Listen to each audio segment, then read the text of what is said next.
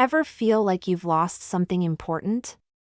Your keys, your phone, maybe even your sense of direction in life? Well, today we're talking about the saint you've probably prayed to in those moments, even if you didn't know his full story. Get ready to dive into the incredible life of Saint Anthony of Padua, a man whose journey was anything but ordinary. He wasn't always known as Anthony of Padua. In fact, he wasn't even from Padua, and his name wasn't Anthony at birth. He was born in 1195 in Lisbon, Portugal, to a wealthy and noble family. His birth name was Fernando Martins de Bulhos. From a young age, Fernando was exceptionally bright and deeply religious.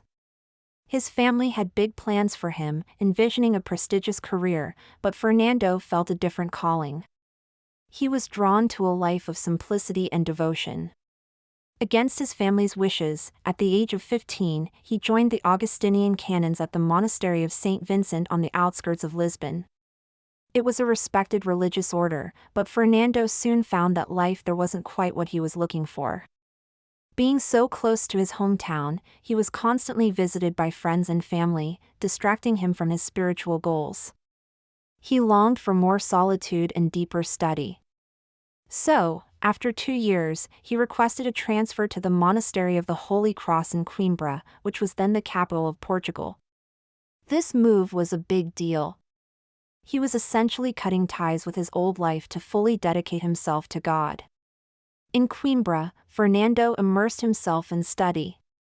He spent the next 8 years poring over scripture and theology. He had a brilliant mind and a photographic memory, becoming one of the most learned scholars of his time. He was ordained a priest during this period, and it seemed his path was set.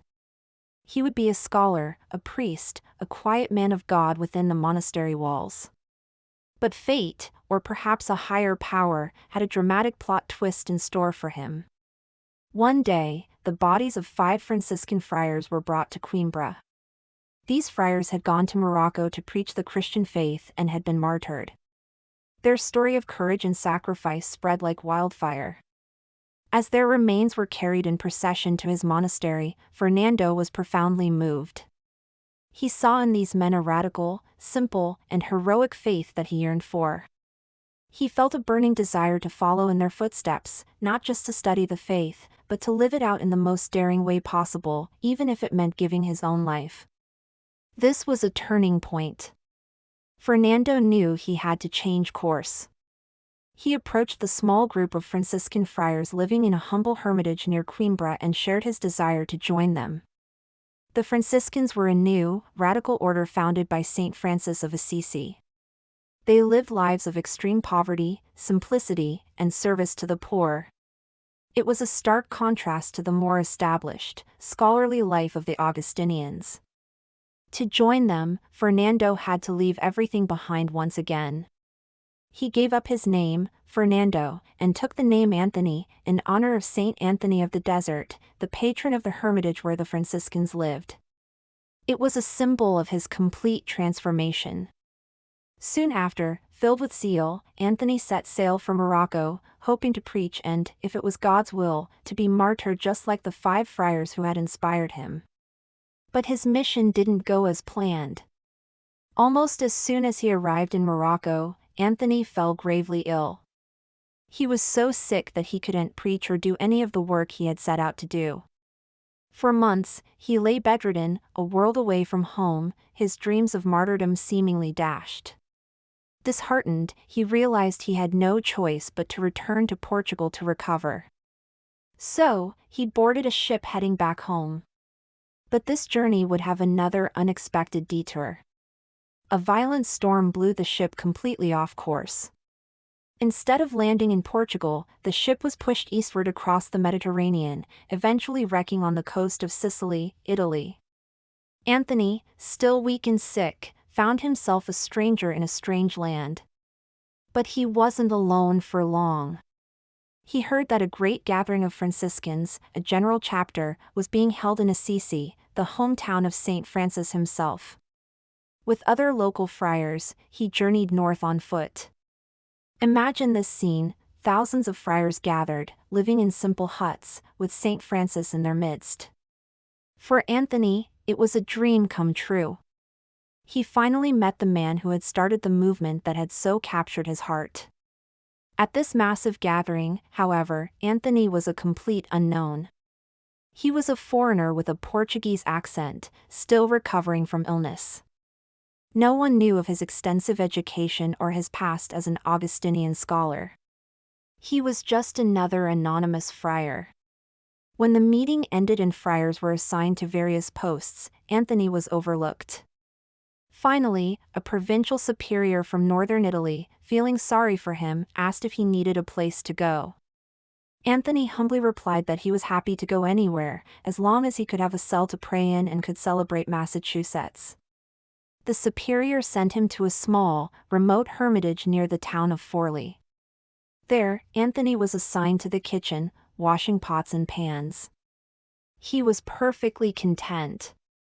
He lived a hidden life of prayer and menial work, his great learning completely concealed. But you can't hide a light like his for long.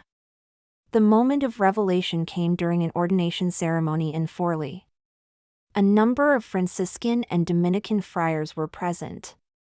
The priest who was scheduled to give the sermon, or homily, fell ill at the last minute. The superior, in a bit of a panic, asked if any of the Dominicans, who were famous for their preaching, would step in. They all declined, saying they were unprepared. In desperation, the superior turned to his own Franciscan friars. No one volunteered. Then, he ordered Anthony to speak, thinking he could at least say a few simple words from the heart. Reluctantly, Anthony obeyed. He got up, and what happened next stunned everyone. He began to speak, not with simple words, but with a power, eloquence, and profound knowledge of the scriptures that left the entire room breathless. His voice was clear and strong, his arguments were brilliant, and his passion was infectious. The friars, who had only known him as a quiet dishwasher, were utterly astounded. It was as if a dam had burst, releasing a flood of wisdom and divine inspiration. Word of this hidden genius reached Saint Francis himself. Francis, who was initially wary of formal education for his friars, recognized the unique gift God had given Anthony. He gave Anthony his personal blessing to teach theology to the other friars, with one condition, that the spirit of prayer and devotion should not be extinguished by study. From that day on, Anthony's life of obscurity was over. He became a traveling preacher, journeying all over northern Italy and southern France. His sermons were legendary. Crowds numbering in the tens of thousands would gather to hear him. He had an incredible ability to make complex theological ideas simple and understandable for ordinary people. He spoke out fiercely against injustice, greed, and heresy, but always with a spirit of love and a call to conversion. He became known as the Hammer of Heretics because his knowledge of Scripture was so complete that he could easily and gently refute false teachings. But he was also known for his compassion. People flocked to him for confession, for guidance, and for healing. Countless miracles were attributed to his intercession, both during his life and after his death. This is where the famous tradition of Saint Anthony as the patron saint of lost things comes from. The story goes that a novice friar, who was growing tired of the religious life, decided to leave the community. On his way out, he stole Anthony's precious Psalter, a book of psalms that Anthony had personally annotated and used for teaching. For Anthony, this was a huge loss, like a professor losing his lecture notes. Anthony prayed earnestly that the book, and the novice, would be returned. Soon after, the novice not only returned the book but also returned to the Franciscan order. His heart changed. This story spread, and people began praying to Anthony whenever they lost something, trusting in his powerful intercession. After years of relentless travel and preaching, Anthony's health, which had been fragile since his time in Morocco, began to fail. He settled in the city of Padua, where he was deeply loved by the people. Even in his final years, he continued to preach, hear confessions, and work for justice, famously drafting a law to protect poor debtors from being imprisoned. In the spring of 1231, his strength gave out. Knowing his end was near, he asked to be taken to a small friary on the outskirts of Padua. On his way there, he died.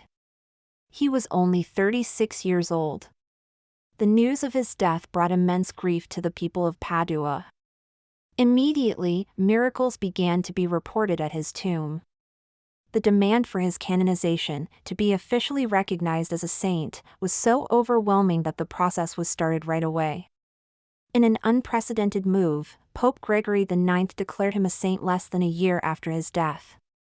So, the next time you misplace something and find yourself saying a quick prayer to Saint Anthony, remember the incredible man behind the name. A noble-born scholar who chose poverty, a missionary whose plans were wrecked, a hidden genius discovered by accident. His life is a powerful reminder that our detours, our failures, and our hidden moments can often be the very things that lead us to our true calling. Thank you so much for joining me on this journey into the life of Saint Anthony. If you enjoyed this story and want to learn more about the fascinating lives of the saints, make sure to hit that like button and subscribe to the channel. Until next time, stay curious.